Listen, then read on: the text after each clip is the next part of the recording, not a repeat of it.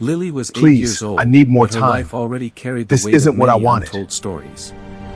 She lived in a small, dim apartment at the edge of the city where the paint peeled from the walls and the sound of traffic never fully faded. The rooms were always quiet, not because there was peace, but because fear lived there. Lily's heart was weak from birth, and even simple things like running or laughing too hard made her chest hurt.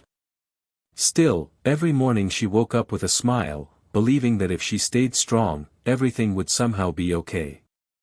She trusted her parents completely, because children always believe the people who give them food and shelter will never hurt them. Grace, Lily's mother, used to be a hopeful woman once. She had dreams before life crushed them slowly. Debt, illness, and a husband who lost his way had changed her. Every time she looked at Lily, love filled her heart, but fear followed closely behind. Doctors had told her the truth without mercy. Lily needed a complex heart surgery abroad, and without it, she might not live long. The cost was more than Grace could ever imagine earning. She cried silently at night so Lily would not hear. In the daytime, she pretended to be strong, brushing Lily's hair and promising her that everything would be fine, even when she knew she was lying. Lily's father had once been a caring man, but desperation had turned him cold and quiet.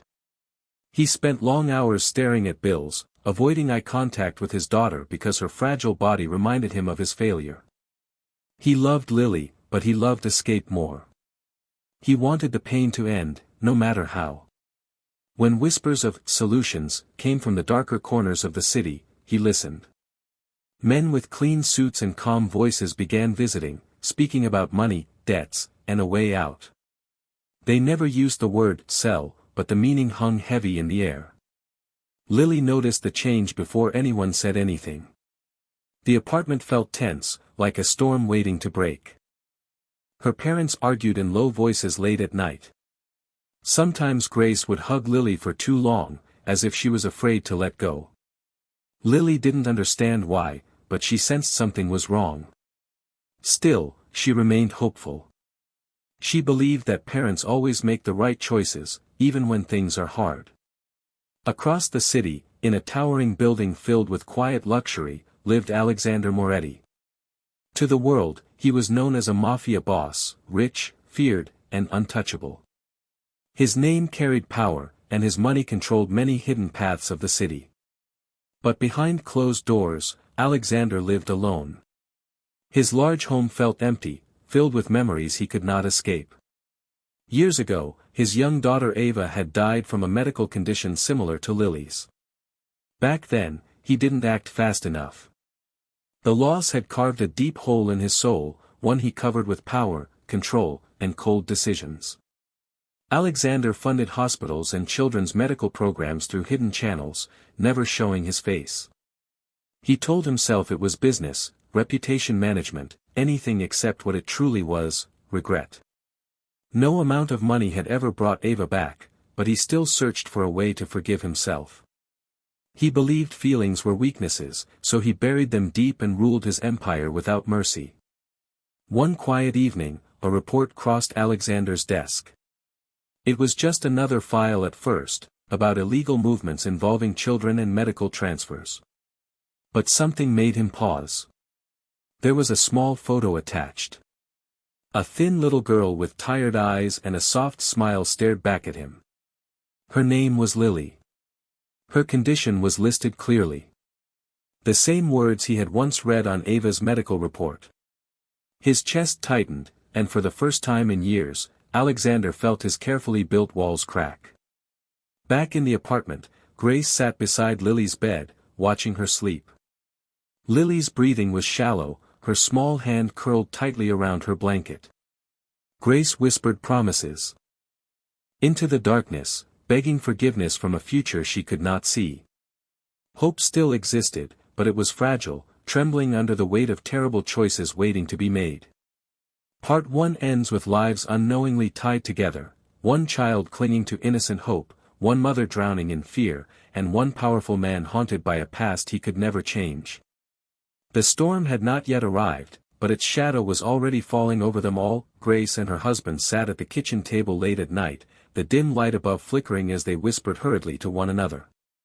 The apartment smelled faintly of old food and damp walls, but to them it was a temporary shelter, a fragile place where they could hide from the crushing weight of reality. Their conversation was tense, filled with fear, desperation, and moral compromise. The men who had come to their door promised to erase all debt, to pay for Lily's medical treatment, and to solve every problem at once. They spoke in calm, persuasive tones, hiding cruelty behind the mask of business negotiations. Grace listened, her heart aching, torn between love for her daughter and fear for the family she could no longer protect. Her husband was silent at first, staring at the peeling wallpaper, calculating, rationalizing, and finally nodding in quiet defeat. The decision was made: they would temporarily give Lily to these men, convincing themselves it was the only way she would survive. They signed papers without reading them fully, documents that made the transfer legal on paper but morally irreversible. To Lily, it was a sudden, terrifying adventure she did not understand. One rainy night, she was woken from sleep, gently told to pack a small bag, and taken into the unknown. The taxi ride was long, and the rain streaked across the window like tears she could not shed. She asked when she would return home, and her mother's face broke as she whispered a lie, promising she would see her again soon. Lily clutched her bag, not fully comprehending that her parents had already sold her. The world she had known collapsed in silence. Meanwhile, Alexander Moretti received a report from his network, one that initially seemed like routine business intelligence.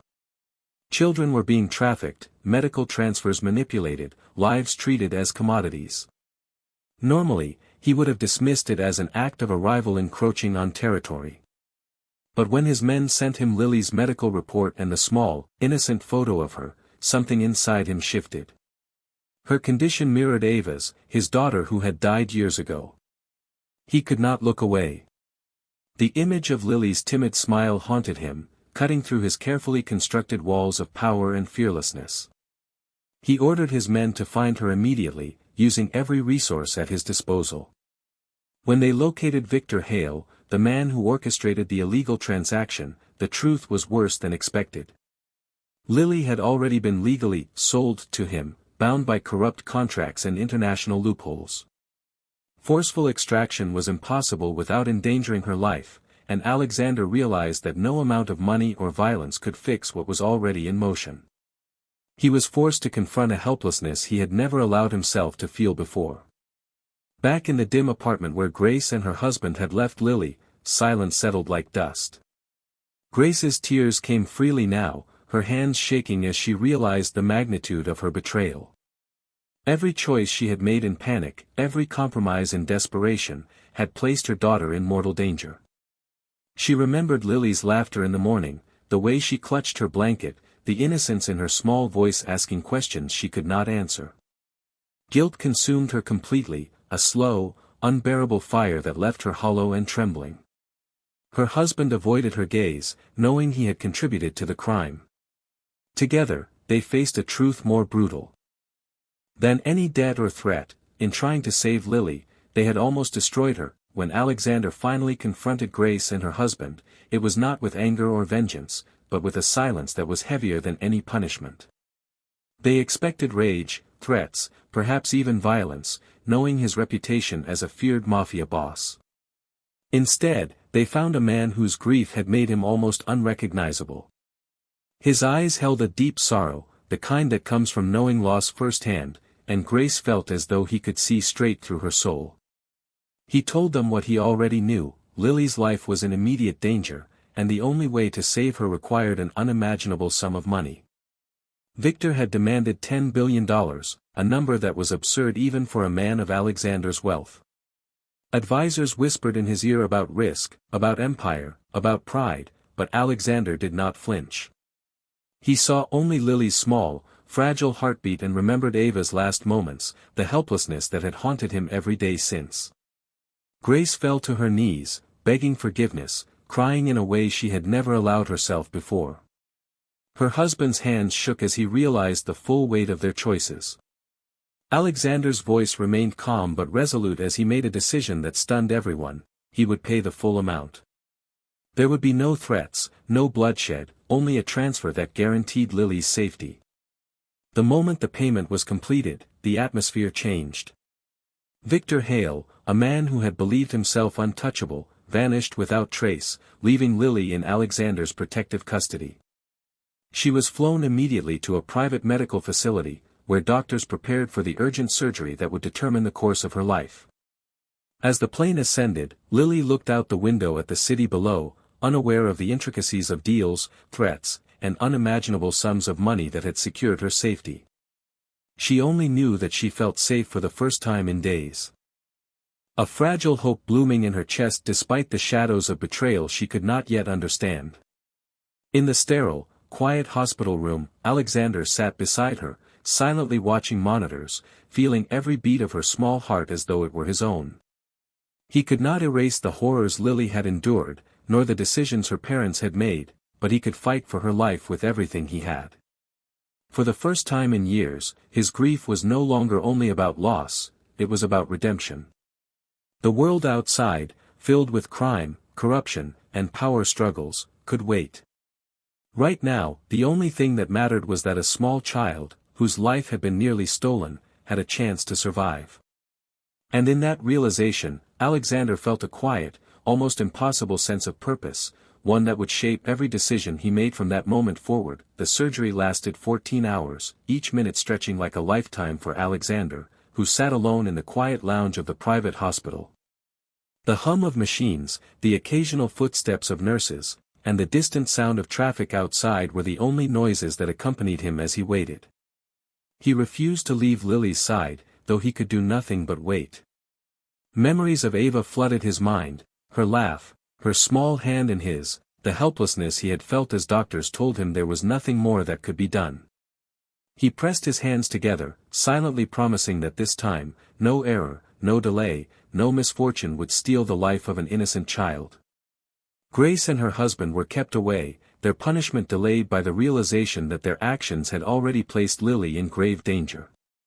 They were haunted by guilt and helplessness, knowing that even their wealth or influence could not undo what had been done. Alexander, despite his reputation for ruthlessness, felt his own humanity emerge in the quiet moments of fear and hope. When the lead doctor finally emerged from the operating room, their words were careful, professional, but Alexander hardly heard them. His hands were trembling as he followed them into the room where Lily lay, pale but breathing steadily, her tiny chest rising and falling with steady rhythm. Tears filled his eyes, though he quickly wiped them away. He had paid $10 billion, sacrificed his comfort, and faced the risk of exposing his empire, but it was worth every sacrifice if Lily lived. For the first time in years, he understood that redemption was not earned through power, fear, or wealth. It was earned through acts of courage and selflessness, the kind that carried no recognition, only consequence. Alexander stayed at Lily's side for hours, reading softly, whispering encouragement, and holding her small hand when she stirred from sedation. In the quiet, unspoken moments, a bond formed, one not of blood, but of protection, trust, and a shared journey from fear to survival. Meanwhile, Grace's rehabilitation process had begun. She was placed under supervision, her guilt recognized but her cooperation and remorse acknowledged. She spent her days attending therapy, facing the reality of her decisions, and learning to rebuild her moral compass. The knowledge that her daughter had survived because of Alexander's sacrifice both comforted and tormented her. She understood that her selfish panic had nearly destroyed everything, and she resolved silently to dedicate her life to helping children like Lily, to honor the life that had been almost lost. Her husband, too, faced consequences, though he was spared imprisonment due to cooperation. The family they had once thought would be broken forever was now shattered in a different way, reshaped by the lessons of fear, love, and accountability. Lily's recovery was slow but steady, filled with countless tests, therapies, and sleepless nights. Alexander remained vigilant, attending to her needs with a patient dedication that surprised even his closest aides. In those months, he transformed, not from a man of crime to a man of law, but from a man of control to a man capable of unconditional love and compassion. He dismantled small parts of his criminal empire that had intersected with human trafficking, redirecting resources to charitable causes for children in need, all while remaining in the shadows. No headlines praised him, no one outside the hospital knew of the sacrifices he had made. To him, recognition was irrelevant. The value of life, the chance to protect an innocent soul, and the quiet redemption of his own heart were reward enough. Lily, growing stronger each day, began to smile again, laugh, and speak of dreams without fear. She asked questions about her mother, her father, and the life she had briefly lost. Alexander answered honestly but gently, explaining that sometimes grown-ups make terrible choices, but some people will do everything they can to protect the innocent. The child listened, absorbing wisdom far beyond her years, her tiny heart resilient and strong. She had been given a second chance not by luck, not by fate, but by someone willing to sacrifice everything for her life. Through these moments, Alexander realized that love and compassion were far more powerful than fear, money, or control. Grace, from a distance, observed Lily's recovery and Alexander's care.